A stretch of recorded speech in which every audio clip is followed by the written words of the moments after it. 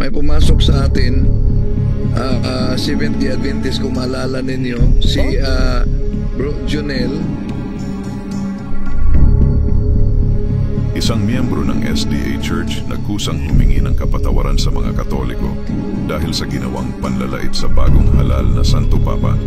Siya ay si Junel Belza Laplana na pumasok sa programang Punto por Punto at nilahad ang kanyang sitwasyon matapos gawin ang nasabing panlalait sa Papa.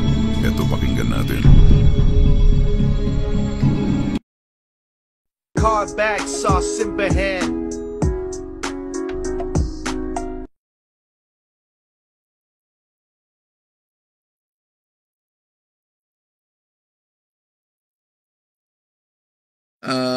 Nasa linya na kanina pa yon. Junel Belza ito, bro? Laplana. Laplana, okay. So, Eko sa inyo. Kung maalala ninyo, siya yung kauna-unahang nagiging viral yung comment niya na ang mukha ng Santo Papa ay mukhang satanista. Siya ba yun? So daming mga nag-react. So ngayon, nag-live ako kanina, sabi niya na humingi siyang paumanhin sa kaniyang sinabi. At sabi ko, pasok ka sa punto por punto. Yun, kanina pa yan. Okay, sige. I-ikokos nyo. Yes, Brother Junel, good evening, bro. Una po sa lahat, gusto ko pong humingi ng tawad po sa inyo, mga Katoliko. Pag nga sinabi ko po, pastor sa ako nagsisisi sa aking mga ginawa. At dahil dun sa ginawa mo, bro, maraming nag-fire back sa iyo, no, ng mga Catholics. So in behalf of them, pasensya din, bro, no. Syempre bugso ng pinalabas mong pinainit mo na issue. Syempre mahal namin yung Santo Papa namin. So marami talagang nagalit sa iyo noon at marami ding nagbigay sa iyo ng masamang sinabi. So humihingi din ako ng pasensya para sa kanila, no. Kung nasaktan ka man, pasensya din, kapatid. Pwede po ba magtanong? Sige po, sige. Bro, itanong lang natin, sandali lang, bro. Pwede pong itanong lang, bakit siya nag-apologize? Anong nangyari ba? Nangyari kasi, Brother Angel, nakabisaya kasi yung post niya. Nung time na nahalal si Pope Leo XIV, nag-comment kasi siya o nagpalabas siya ng statement na yung Pope natin ay mukhang mukhang satanas. At dahil doon sa ginawa niya, daming mga bad na comments din laban sa kanya. So yun ang hinihingi niya ng pasensya or sorry ngayon dahil doon sa ginawa niya, Brother Angel. Yes, brother, kaya ba nag-sorry kayo dahil dun sa maraming nasaktan? O nalaman nyo ang ano pa yung mas malalim na dahilan po doon? Marami po nasaktan tapos hindi po ako makalabas kasi lagi na lang nila akong pinagsisisi, gano'n. Hindi ko lang nalaman. Tapos ang bait-bait pala ng Santo Papa. Okay, bro. So next time, bro, mag-ingat ka sa mga, lalo na sa social media, bro, dahil unang-una mayroon tayong batas about diyan, no? Yung mga libel case. So mag-ingat ka kasi pwede mong ikakulong 'yan. Dapat pag naglalabas ka ng statement sa social media, dapat yung wala kang naapakang tao para hindi hindi ka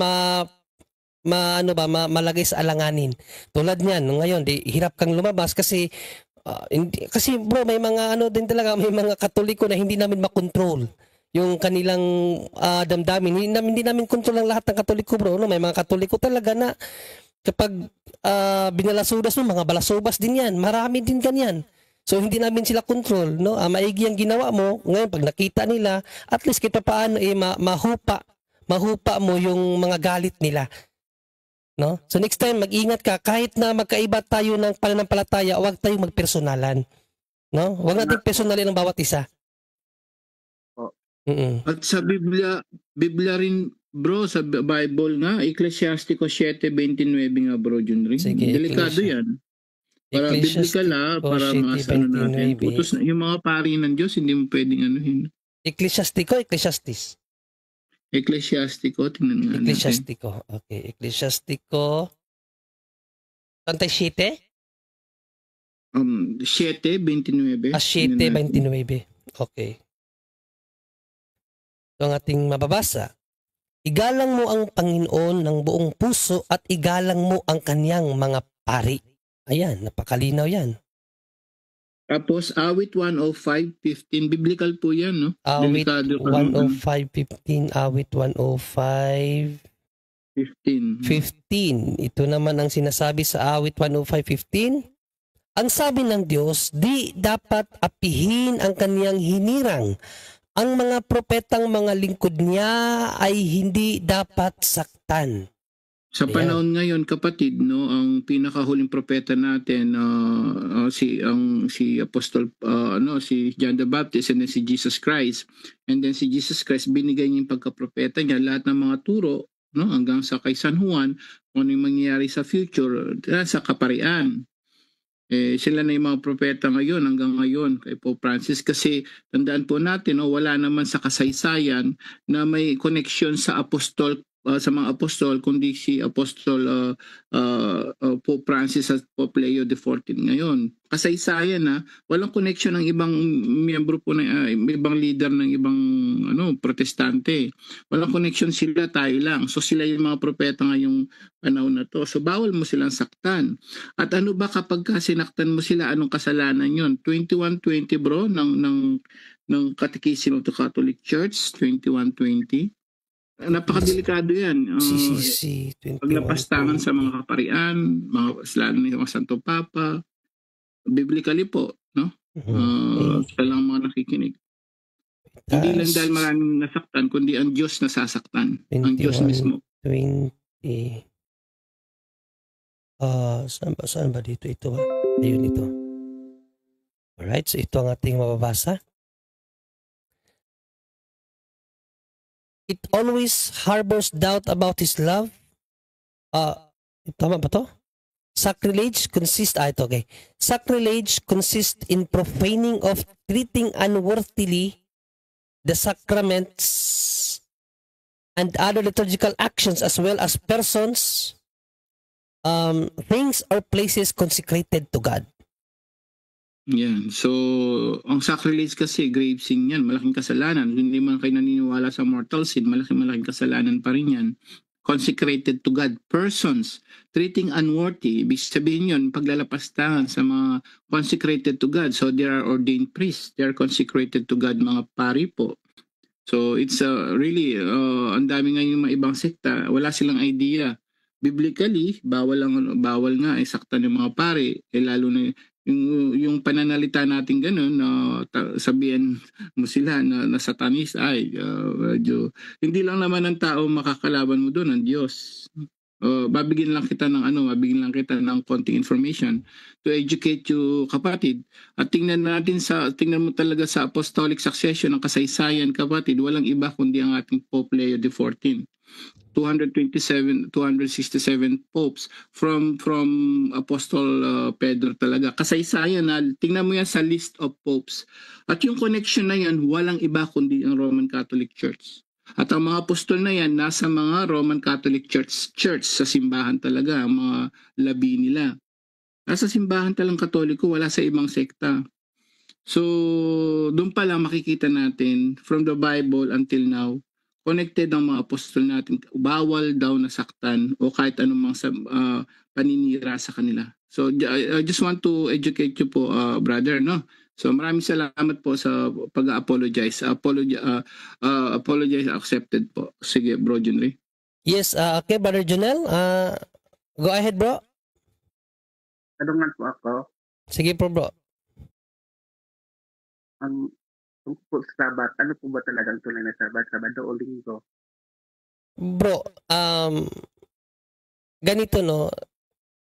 Ang Kristiyano, bro, ang Sabat ng Kristiyano talaga, Linggo na yan. Hindi na yan Sabado. No? Dahil unang-una, bro, kung babasahin natin ang pahayag ni Apostol na Pablo, no, yung mga batas na ibinigay kay Moises hanggang sa panahon na lang yun ng ating Panginoong Jesucristo. Okay, basahin natin sa Galatia 3, Galatia 3,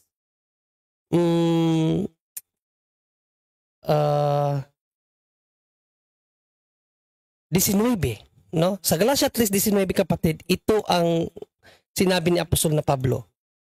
Kung ganoon, ano ang silbi ng kautusan? Idinagdag ito upang maipakita kung ano ang paglabag at may bisa ito hanggang dumating ang anak ng pinangakuan. Hanggang kailan lang daw dumating hanggang kailan lang daw ang bisa ng kautusan kapatid? Hanggang anak na pinangakuan. Hanggang dumating ang anak ng pinangakuan, ibig sabihin si Panginoong Jesucristo. So yung mga kautusan na ibinigay kay Moses, hanggang sa panahon na lang yun ng ating Panginoong Jesucristo. Kaya nga dito sa Gawa 13, 38-39, sinabi ni Apostol na Pablo sa San Lucas sa kanyang sulat sa Acts of the Apostles, sabi dito, kaya maging hayag nawa sa inyo, mga kapatid, na sa pamamagitan ng taong ito'y ibinabalita sa inyo ang kapatawaran ng mga kasalanan. At sa pamamagitan niya, ang bawat nananampalataya ay naaring ganap sa lahat ng mga bagay. Na sa mga ito'y hindi kayo aariing ganap sa mga pamamagitan ng kautusan ni Moises. Wala nang kaganapan sa kautusan ni Moises. Bakit? Hanggang doon na lang yun sa dumating ang ating Panginoon Jesucristo. Sabi ni San Pablo, ang kautusan may bisa lang hanggang sa dumating ang anak na pinangakuan, ibig sabihin sa ating Panginoon Jesucristo. Kaya sa Hebrews 4:8-9, nagsabi si Pablo ng isa pang araw, no? In Hebrew 4:8, ang sinabi ng Apostol na Pablo ito, sapagkat kung ibinigay sa kanila ni Josue ang kapahingahan, ay hindi sana niya sasalitain pagkatapos ang ibang araw. So si St. Paul may binabanggit na ibang araw, no? Sa 9, may natitira pa ngang isang pamamahingang Sabat ukol sa bayan ng Diyos. So mayroon pa daw natitira na pamamahingang Sabat. Ano yung natitirang pamamahingang Sabat? Kung babalikan natin sa 8, ibang araw. So hindi yan Sabado, bro, kasi ang Sabado hindi yan ibang araw. Kung Sabado pa yan, dapat sinabi dyan parehas na araw. No, sa English dyan other day, hindi the same day. Ano ang other day? Babasahin natin sa King James Version to. Sa King James Version dito ang sabi ganito, for if Jesus had given them rest, then would he not afterward have spoken of another day? So merong another day para sa natitirang Sabat, no, para sa natitirang remnant rest or natitirang Sabat, mayroong another day. Tanong ko sa iyo kapatid, ano ang another day ng Saturday? Sagutin mo. Ha? Linggo. Kaya nga dito sa Acts 20 verse 7, napakalinaw, anong araw naggagather ang mga apostol? O basahin natin dito sa King James Version muna. Anong sabi sa King James Version? And upon the first day of the week, when the disciples came together to break bread. Okay? First day of the week sa the Living Bible kapatid, on Sunday we gathered for communion service. Anong araw sila nagagather for communion service kapatid? Sunday. Why Sunday? Bakit Sunday? Kung babalikan mo ang sinabi ng Apostol na Pablo sa Galatia 3:19, sa magandang balita, ang kautusan na dumating galing kay Moises may bisa na lang hanggang sa pagdating ng ating Panginoong Jesucristo. So, after kay Panginoong Jesucristo, wala na bisa yung Sabado. Wala nang bisa yun. Yes, Brother Wendell. Mag-share audio ko. Sige bro. John Ray. Di ko maka-share audio. Ate Ed, ano mo na Ate Ed? Ito na. Okay na, sige. Pwede na. Dahil may gusto akong sandali. Okay na ba? Wala ka pang plinig bro. Wala pa kami marinig. Sandali lang. Nagkamali yata. Document, share audio. Ito pala. Okay. So ito. Okay. Para sa katanungan sa ating kapatid, may gusto akong parinig yung mismong pastor niya. Bakit? Sa aklat ninyo na The Almost Forgotten Day by Mark Finley, ito ang sabi sa pahina 95. Mabasa, kung may kopya ka, mabasa yan. Makita ninyo. Does the New Testament teach that the disciples worshipped on the first day of the week? Answer. It is often stated that the disciples and the early church kept the first day of the week holy in honor of the resurrection of Christ. Now, kahit sa libro ng Seventh-day Adventist, nilinaw na Sunday was kept holy from the time of the apostles. Paano ito pinasinungalingan ni Pastor SDA Pastor Dison? Di daw umano totoong mabasa ang ginagamit ko na aklat sa SDA. Ito, pakinggan ninyo ha. Ito pa, isa pang tampered ni Talibong. Sabi ni Talibong, si Mark Finley daw, ang siya pong may sulat nito. Okay? Sabi daw ni Mark Finley, does the New Testament teach that the disciples worship on the first day of the week? Sabi ni Mark Finley daw yan. Sagot din daw ni Mark Finley, it is often stated that the disciples and the early church kept the first day of the week holy in honor of the resurrection of Christ. Na mga kapatid, napansin niyo po ba na yung ginawa ni Talibong, ang honor niya mga kapatid, dalawang N. Talibong, ang honor do, isa lang. Dalawang N daw. Yung published niya, pinakita niya. Sabi ko, tampered. Bakit? Kasi pati spelling, mali-mali. Ang ginawa ni Talibong ngayon, ipinakita niya talaga yung mas malaki. At ipinakita na nga ni Talibong, kapatid, ito na yung buo. Pero mapansin mo, dito sa magazine ni Talibong, nagawa-gawa niya lang. Bakit? Sabi niya, page 95 yan. Ito yung mga kapatid, page 95. Pero kamanga-manga, nasa magazine na ito, o sa librong ito, nasabi niya, kay Mark Finley daw ito galing, kay Mark Finley daw ito, pero si Talibong ang picture na nandito. Mapasin niyo, mapatid, mga kaibigan. Yun. Ang ginawa niya, nag-screenshot siya sa aking channel. Natural, sa channel ko, merong marker na yung naghawak ako ng cross. Pero, gusto niyang ipalitaw na tampered ang ginamit ko na aklat. Pero, paano ngayon? Bakit? Ibinasa yan ng kasama niyang pastor, si Pastor Bacalaris. Pakinggan ninyo. Ini pastor, naaman sa libro sa SDA Pastor by Mark Finley Pastor. Kung sa may gingon ni Mark Finley, ang libro Pastor, The Almost Forgotten Day by Mark Finley, page 95. Okay, page 95. Pastor. Basahan ako ha. Nakuha na ang libro. 5, 6. Pastor, question and answer. Question and answer. Asa madani? Does the New Testament teach? Ano siya? Pastor, mauna. Okay, basahan ako ha. Question. Does the New Testament teach that the disciples worship on the first day of the week? Naigibutang din nga pangutana. Answer. It is often stated. Meaning to say, it is often stated. Wala man yun nga nag-quote siya Biblia. Wala man yun nga nag-quote siya og apostoles. It is often, meaning not all the time. Take note ha. It is often but not all the time. Ano ba? It is often not all the time. Disciples and the early church keep the first day of the week holy in honor of the resurrection of Christ. Antay ha? Yan. Madalas nga tapos not all the time. Ano ba yun? Ayun. It is often, pagkatapos sinabing Not all the time. Madalas na nga. Dapat mag-aral muna to sa ano, bro. Ano ba yung it is often? Madalas. Madalas nga. Pero gusto pang lulusot.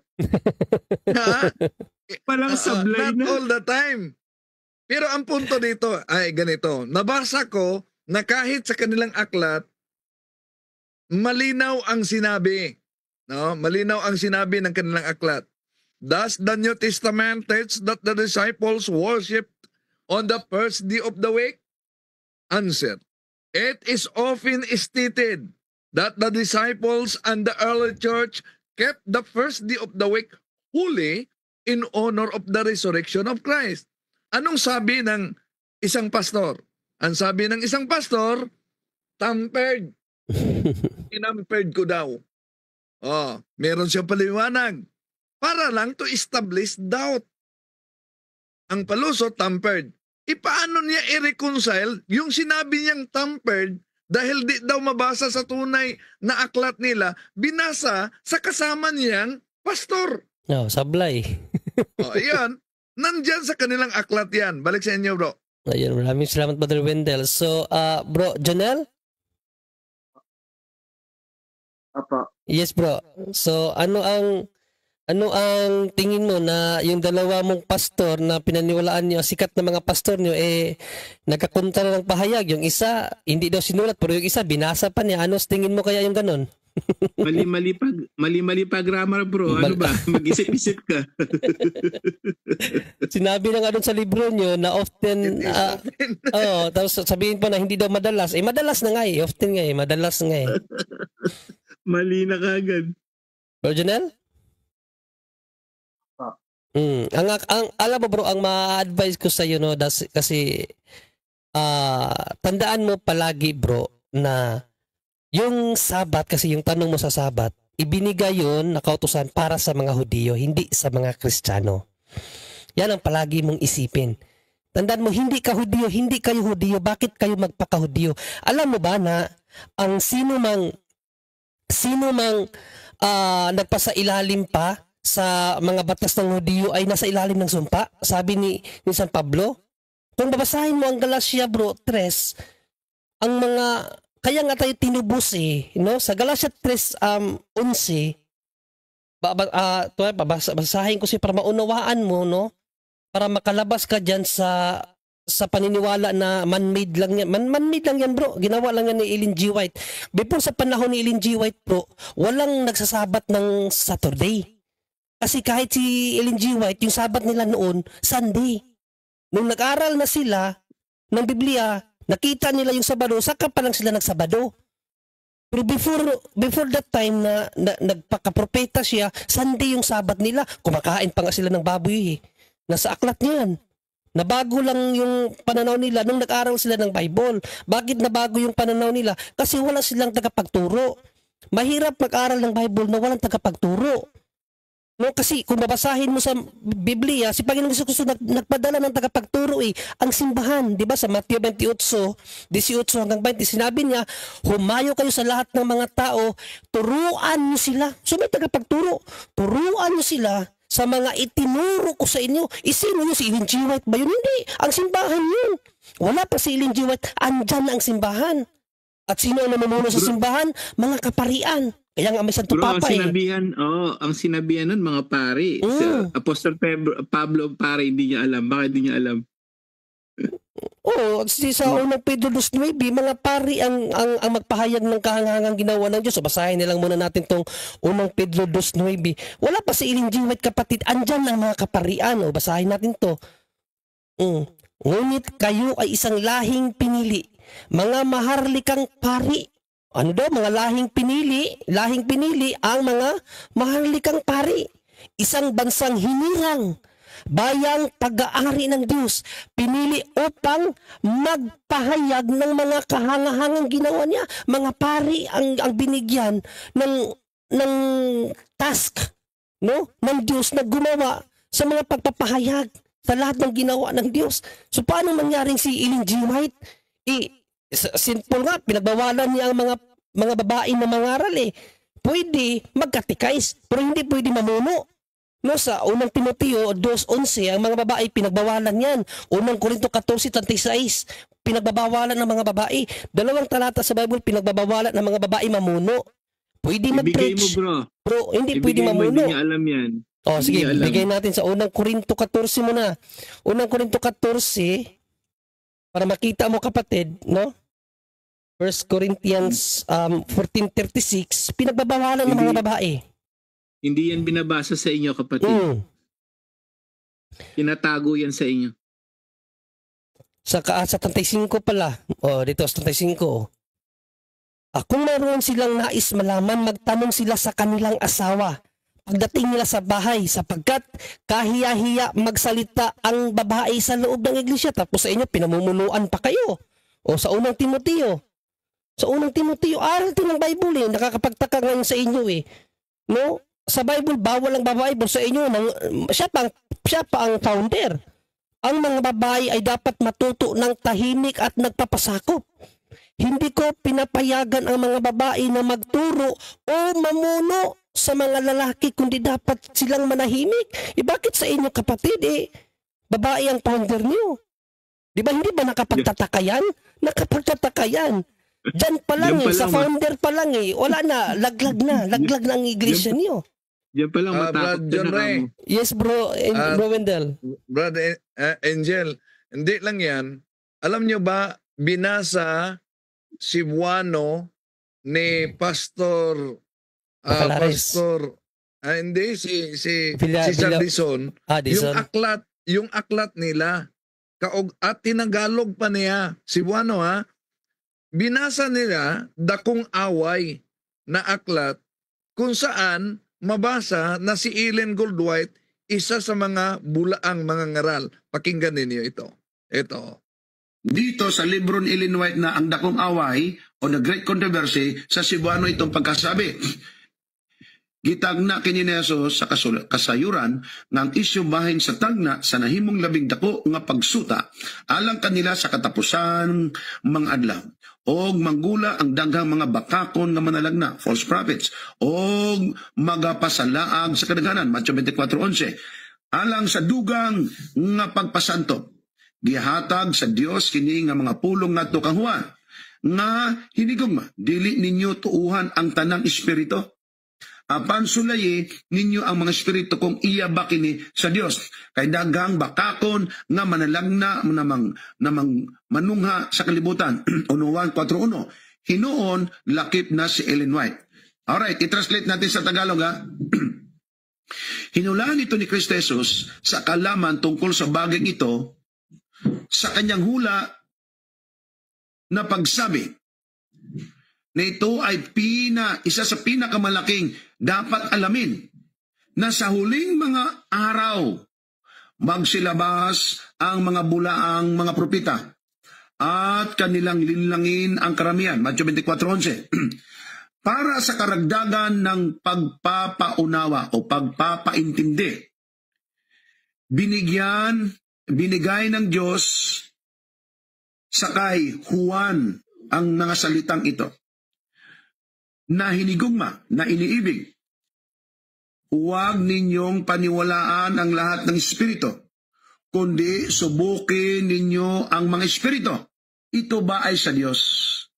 Sapagkat maraming mga bulaang mga propita na magsipaglabas sa sanglibutan ito. 1:4. Kalakip niya ani si Ellen White. Nako, nasa aklat nila yan. Sino daw ang bulaang propeta? Nasa aklat nila, kalakip na si Ellen White.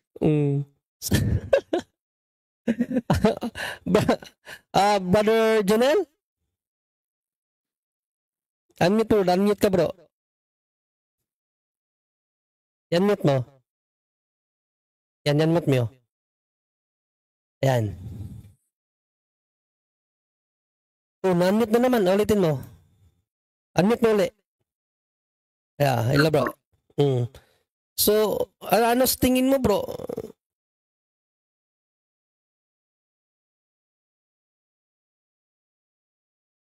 Maghanap ko.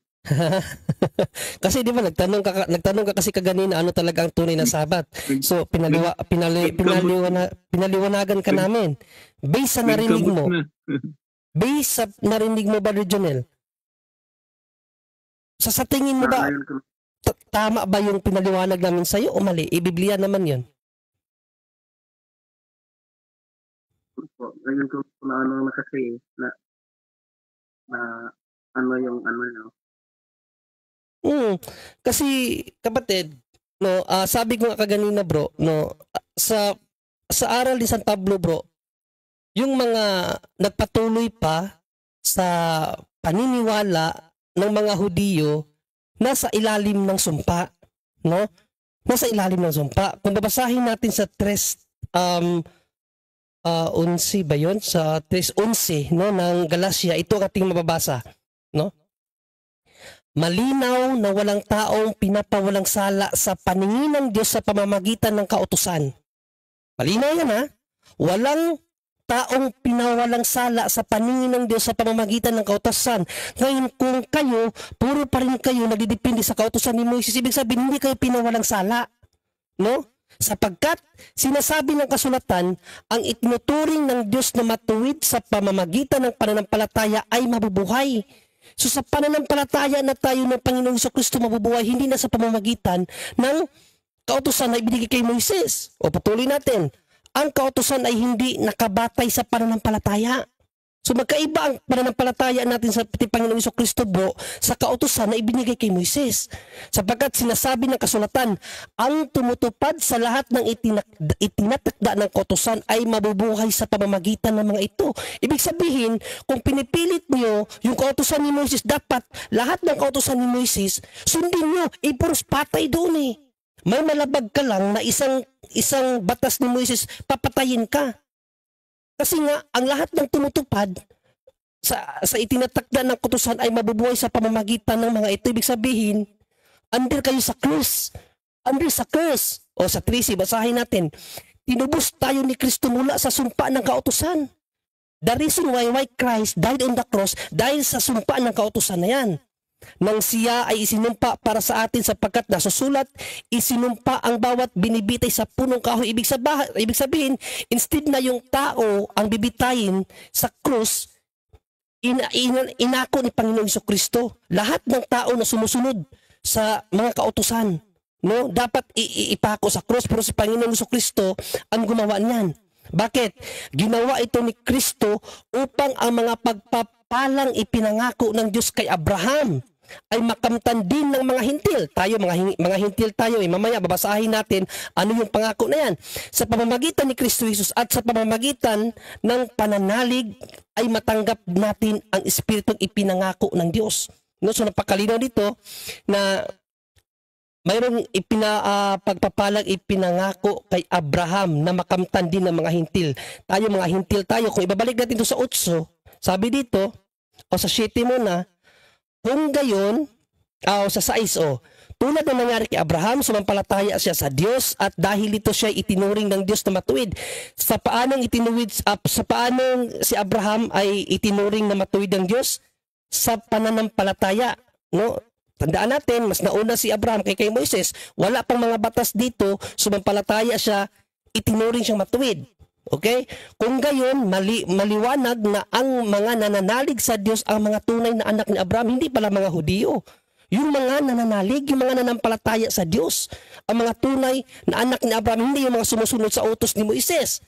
Bago pa ito mangyari, ay ipinahayag na ng kasulatan na mapawawalang sala ng Diyos ang mga hintil sa pamamagitan ng pananampalataya, kapatid, hindi sa kautusan ni Moises. No? Ang magandang balitang ito ay ipinahayag na kay Abraham sa pamamagitan mo'y pagpapalain ang lahat ng mga bansa. Napakalinaw dyan.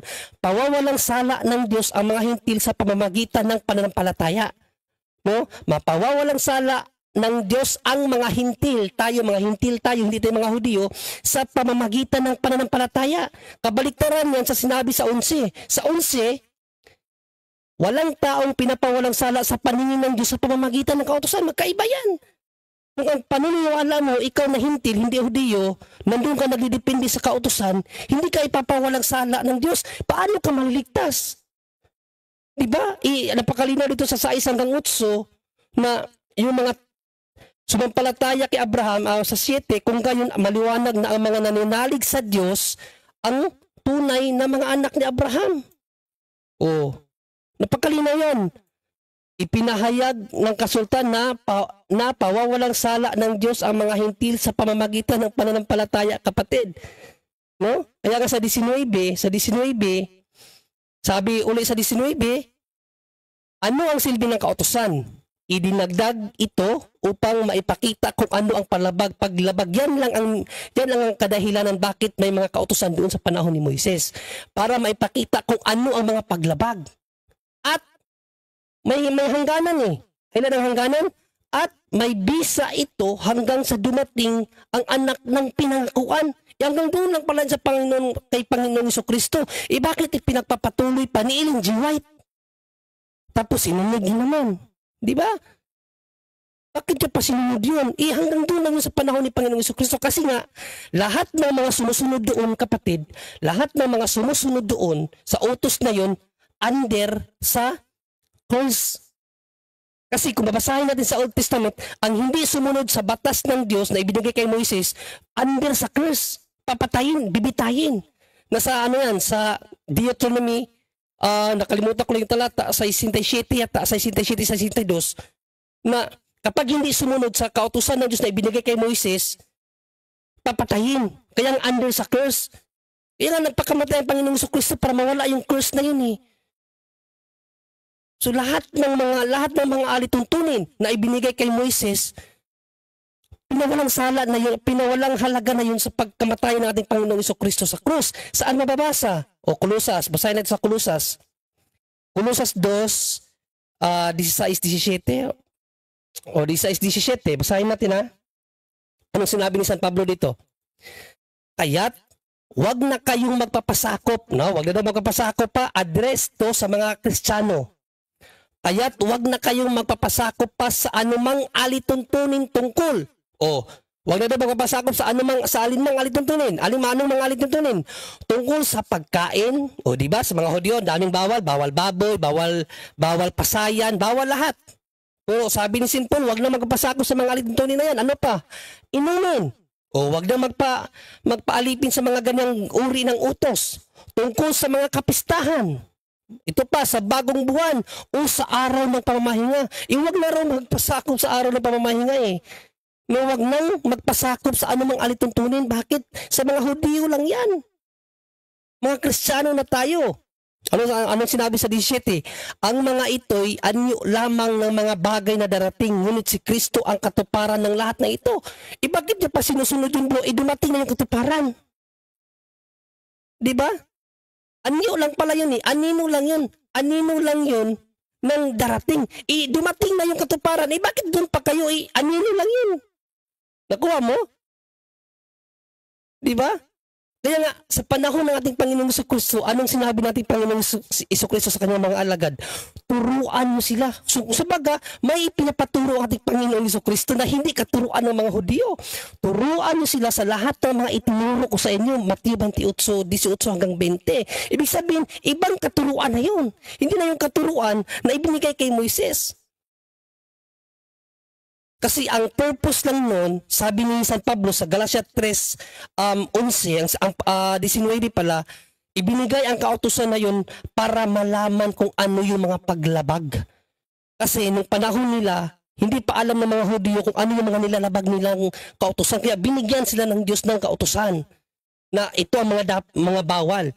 Pero hanggang sa panahon lang yun ng ating Panginoong Jesucristo kasi siya ang katuparan sa lahat ng nakasaad sa Old Testament. Sa panahon natin ngayon, wala ng Sabat na Saturday.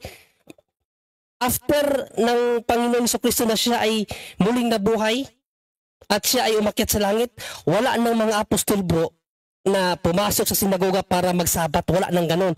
Pumapasok na lang sila ng Sabat para makipagdebate. Ang araw na nagtitipon ang mga apostol para sa kanilang communion service, according sa Acts 20 verse 7, Sunday or first day of the week. Yun ang kanilang araw ng Sabat sa panahon ng mga Kristiyano bro, hindi na Saturday. Kaya wag ka nang magpa-auto dyan sa aral ng mga SDA, bro. I-on mo yung ano mo, bro, yung mic mo kasi nawala na naman yung mic mo. Wait lang, nawala yung mic mo eh. Oh. Asan ba yung ano mo? Nawala yung ano mo? Wait lang, hanapin ko muna yung ano mo. Ayun, Jonel. No, Jonel. Ayan. Wag kang mag-off, bro, para hindi ma-off yung mic mo. Pinutin mo, bro. Brother Jonel? Opo. So, may mga tanong ka pa ba? Salamat po sa pag-unaw mo po. Ngayon ka lang ba nakarinig ng ganitong explanation, bro? Kawawa kayo, no? Kasi ang mga ngaral nyo kasi binubulag kayo, no? Binubulag kayo. Tandaan natin, ang sabi ni Panginoon Jesucristo. Yes, Brother Wendell. Pwede siya sa susunod na makapasok pa rin para sa ibang mga katanungan, bro. Yes, bro. Kasi 11:22 na kasi, Brother Jonel, no? Well, unang-una, bro, magpasalamat kami sa iyong pagpakumbaba, no? So welcome ka, bro. Welcome ka dito next time sa Tuesday. Kasi live tayo from Tuesday to Sunday every 8 p.m. to 10 p.m. kapatid. Okay? So yes, so last mo, bro, last message mo para sa mga Katoliko na nasaktan doon sa sinabi mo, bro. Sana burahin na po nila yung post, bro. Nagsisisi na po talaga ako. Kilangin, bro. Mahal at pag-unawa ang sa puso natin. Yun na lang po. Salamat po. Pagpalain ka nawa ng Panginoon, kapatid, at nawa maliwanagan ka sa mga sagot namin patungkol dun sa itinanong mo. Wag kang mag-alala, ipapakalat ni Brother Wendell itong video na ito at ang punto per punto rin na humihingi ka ng kapatawaran sa lahat ng mga Katoliko, sa lahat ng mga nasabi mo against sa amin pong Pangulo, no? At ayaan mo, kapatid, ipagdarasal ka namin at sa iyong safety. Okay? God bless you, kapatid. Card back, sauce in hand.